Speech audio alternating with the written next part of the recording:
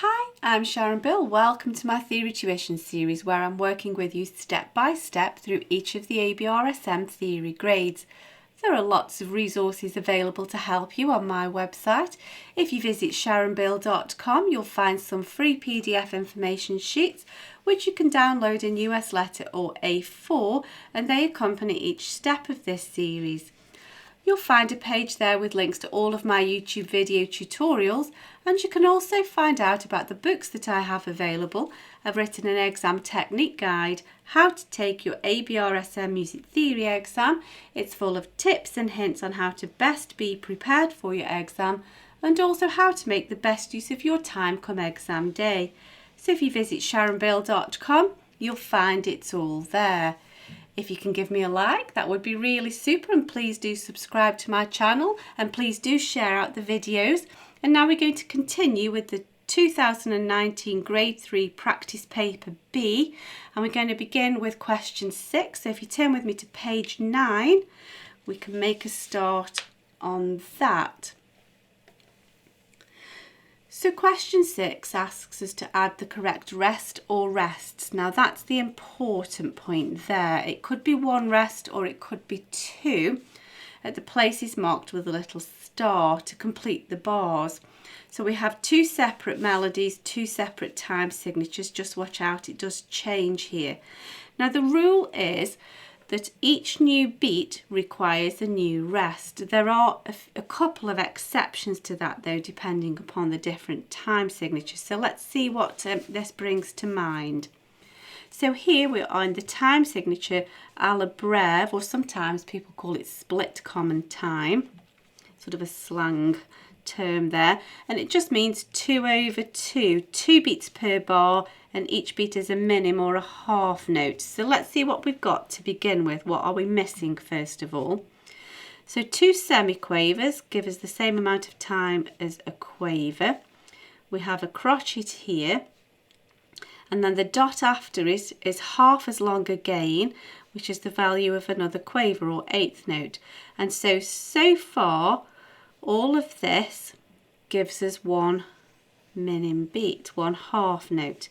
And then here we have another crotchet or quarter note. A dot after it is half as long again, which is the value of a quaver or an eighth note, which is actually 3/4 of a minim beat with just a half of a crotchet, as it were, left. So we have to have a quaver or an eighth note rest to complete that. So that's all we can do here, is just give that the quaver or eighth note rest to complete the minim beat there.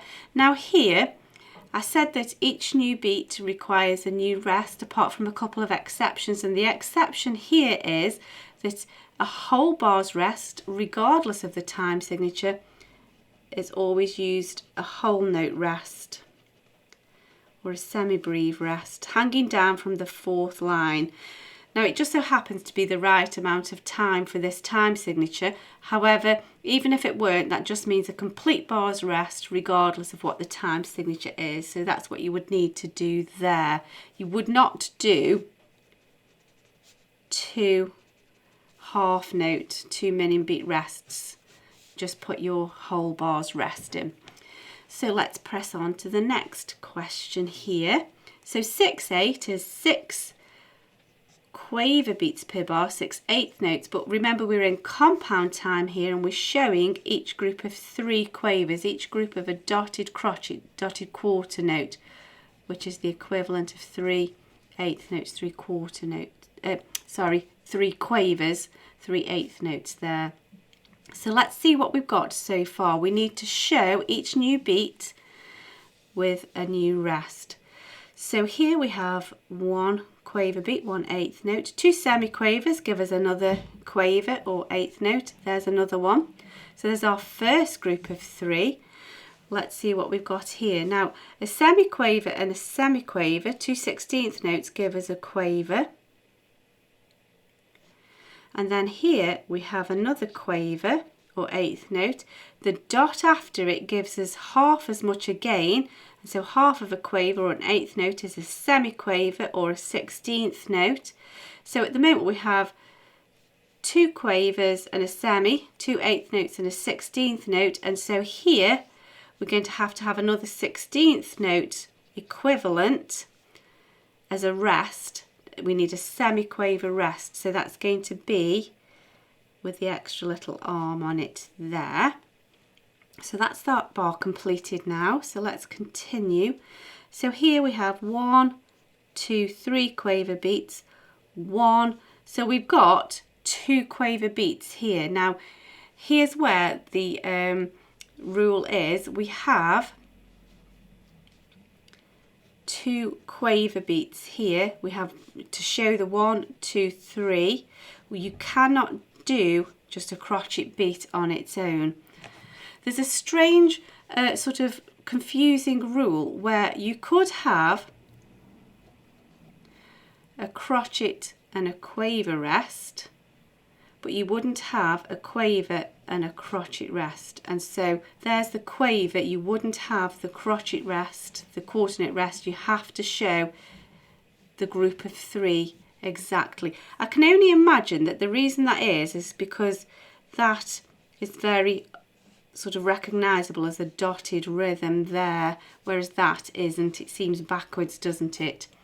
So bearing that in mind for the next section, we have 1, 2 quaver beats, 2 eighth notes there, so we have to finish this beat first before we go on to the next beat. So 1, 2, 3, and then 1, 2, 3. You could do, if you wanted to, 1, 2, 3, but you could not do this quaver then crotchet rest here. And what you could not do for sure is you could not do just a min beats rest and just lump it all together, because that's not showing each dotted crotchet beat to show that we're in duple compound time here. So it has to be this rest for this beat and then this rest or this group of rests for this beat. So there we go. Hopefully that's done a little bit of revision for you, just recapping on your rules for rests. Let's press on to the next question. So now we need to write some harmonic intervals. A harmonic interval comes one on top of the other like a harmony stacked as a chord, unlike a melodic interval that comes one after the other as in a melody. However, they give you a bit of a clue saying above and right a higher note, so just straight above, not afterwards. So we're in C minor, so we're always counting from note C in whichever clef or octave we're in. And so the first job is to get the right number. The only way you can go wrong here is to count forgetting to start as note 1, because this is the first degree of the scale, C, D, E, 1, 2, 3. So you always have to count the given note as 1. And now we need to count up 6. 1, 2, 3, 4, 5, 6 takes us to A. And if we want to just double check that, we can see the degrees of the scale, C, D, E, F, G, A, B, C. Of course, it's going to have all sorts of key signatures and accidentals, but this just gives you the notes in the right place. 1, 2, 3, 4, 5, 6, 7, 8. You can see that A is the 6th. So we've got the 6th bit correct, and now we need to think whether it's a minor or a major 6th. Now C major has no sharps or flats. This, because of your key signature, is actually an A flat, so it's already part of the minor scale key signature. And also remember, major means greater, minor means smaller, so C to A is the greater interval, A flat is made smaller, it's lesser, minor. That's why, you know, if you think small children are called minors, that's because it's smaller. So this is a smaller step. There we go.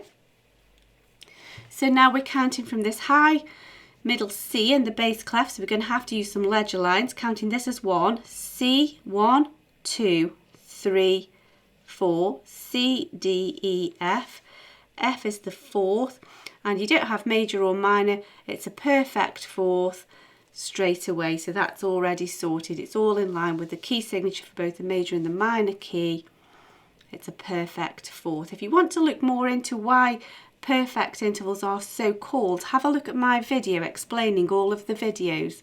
It's actually said there's several videos explaining each individual interval in turn, and you'll find that in the Music Theory for Everyone playlist where I talk about these in more depth. However, we'll press on for now. So we're in C in the treble clef and we've got to count a seventh. 1, 2, 3, 4, 5, 6, 7 takes us to the B. So we've got the seventh bit sorted. Now at the moment it's a B flat. C major has no sharps or flats. The flat is part of the minor scale. B flat is smaller. B natural is the major, the greater, so we need to cancel that flat to make it major. So it's B natural to make the major seventh. Let's carry on. So 1, 2, 3, 4, 5, C, D, E, F, G. G is the fifth, and fourths, fifths and octaves are perfect. It doesn't need anything changing, it's already in line with that. And then finally we have a minor third, so let's get the third. 1, 2, 3, C, D, E, and of course it's E flat because of your key signature. C major has no sharps or flats, so C, a major third would be to E natural. The minor is smaller, it's part of the minor key signature. It's been made smaller, and so the key signature does the job for us there. It's already E flat. There we go. And finally on this page we've just got a little bit of work to do with our performance directions and Italian musical terms, and so I do recommend you do a good bit of revision on these, because remember this is all of grade 1, all of grade 2 and now all of grade 3 combined.